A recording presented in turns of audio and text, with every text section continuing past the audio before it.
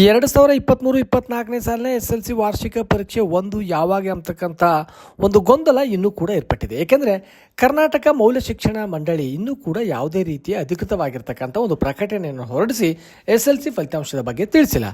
ಆದರೆ ಸಾಮಾಜಿಕ ಜಾಲತಾಣಗಳಲ್ಲಿ ಕೆಲವೊಂದು ದಿನಪತ್ರಿಕೆಗಳಲ್ಲಿ ಮೇ 10 ಎಂದು, ಇನ್ನೂ ಕೆಲವು ದಿನಪತ್ರಿಕೆಗಳಲ್ಲಿ ಮೇ 8ರಂದು SLC ವಾರ್ಷಿಕ ಪರೀಕ್ಷೆ ಫಲಿತಾಂಶ ಪ್ರಕಟವಾಗಲಿದೆ ಅಂತಕ್ಕಂಥ ಮಾಹಿತಿ ನೀಡಿದೆ. ಆದರೆ ಅಧಿಕೃತವಾಗಿರ್ತಕ್ಕಂಥ ಮಾಹಿತಿಯನ್ನು ಇನ್ನೂ ಕೂಡ ಕರ್ನಾಟಕ ಪ್ರೌಢಶಿಕ್ಷಣ ಪರೀಕ್ಷಾ ಮಂಡಳಿ ನೀಡಿಲ್ಲ.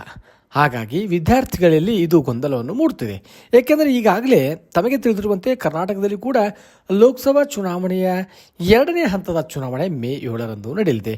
ಹಾಗಾಗಿ ಮೇ 7ರವರೆಗೆ ಫಲಿತಾಂಶ ಪ್ರಕಟವಾಗ್ತಕ್ಕಂಥ ಯಾವುದೇ ನಿರೀಕ್ಷೆ ಈಗ ಸದ್ಯಕ್ಕೆ ಇಲ್ಲ. ಏಕೆಂದರೆ 7ರಂದು ಚುನಾವಣೆ ನಡೆಯುವುದರಿಂದ ಚುನಾವಣೆ ಆದ ನಂತರವೇ ಪರೀಕ್ಷೆ ಫಲಿತಾಂಶ ಬರ್ತಕ್ಕಂಥದ್ದು ಸಾಧ್ಯತೆ ಇದೆ. ಹಾಗಾಗಿ ಮೇ 8ರಂದು ಬಂದರೂ ಕೂಡ SLC ಪರೀಕ್ಷೆ ಫಲಿತಾಂಶ ಬರ್ಬೋದು.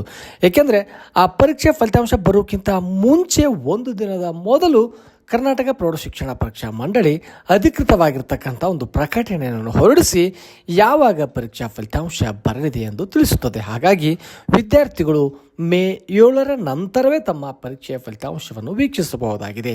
ಹಾಗಾಗಿ ಮುಂಬರ್ತಕ್ಕಂಥ ಇನ್ನೂ 2 ಪರೀಕ್ಷೆಗಳಲ್ಲಿ ವಿದ್ಯಾರ್ಥಿಗಳು ತಮ್ಮ ಅಂಕಗಳನ್ನು ವೃದ್ಧಿಸಿಕೊಳ್ಳಲು ಸಾಧ್ಯವಿದೆ. ಪರೀಕ್ಷೆ 2 ಮತ್ತು 3ರಲ್ಲಿ ಯಾವ ಪರೀಕ್ಷೆಯಲ್ಲಿ ಹೆಚ್ಚು ಅಂಕಗಳನ್ನು ಪಡೆಯುತ್ತಾರೆ ಆ ಅಂಕಗಳನ್ನು ತಮ್ಮ ಒಂದು SLC ವಾರ್ಷಿಕ ಪರೀಕ್ಷೆಯ ಅಂಕಪಟ್ಟಿಯಲ್ಲಿ ನಮೂದಿಸುತ್ತಾರೆ. ಹಾಗಾಗಿ ವಿದ್ಯಾರ್ಥಿಗಳು ಕಡಿಮೆ ಅಂಕಗಳು ಬಂದರೂ ಕೂಡ ಇನ್ನೂ 2 ಚಾನ್ಸ್ಗಳು ತಮಗಾಗಿ ಇರ್ತವೆ. ಅವುಗಳನ್ನು ಪರೀಕ್ಷೆಗಳನ್ನು ಎದುರಿಸಿ ಹೆಚ್ಚಿನ ಅಂಕಗಳನ್ನು ಪಡೆಯಬಹುದಾಗಿದೆ.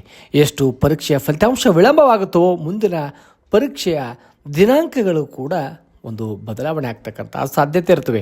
ಈಗಾಗಲೇ ತಿಳಿಸಿರುವಂತೆ 2ನೇ ಪರೀಕ್ಷೆ ಮೇ 3ನೇ ವಾರದಲ್ಲಿ ನಡೆಯಲಿದೆ ಎಂದು ಹೇಳಲ್ಪಟ್ಟಿದೆ. ಹಾಗಾಗಿ ಪರೀಕ್ಷೆ ಫಲಿತಾಂಶ ಬಂದ ನಂತರ ಸ್ಪಷ್ಟವಾಗಿರ್ತಕ್ಕಂಥ ಒಂದು ವೇಳಾಪಟ್ಟಿ ದೊರೆಯಲಿದೆ. ಹಾಗಾಗಿ ವಿದ್ಯಾರ್ಥಿಗಳು ಇನ್ನೂ ಮೇ 7ರ ನಂತರವೇ ತಮ್ಮ ಪರೀಕ್ಷೆಯ ಫಲಿತಾಂಶ ಎಂದು ತಿಳಿಯಬಹುದಾಗಿದೆ. ಧನ್ಯವಾದಗಳು.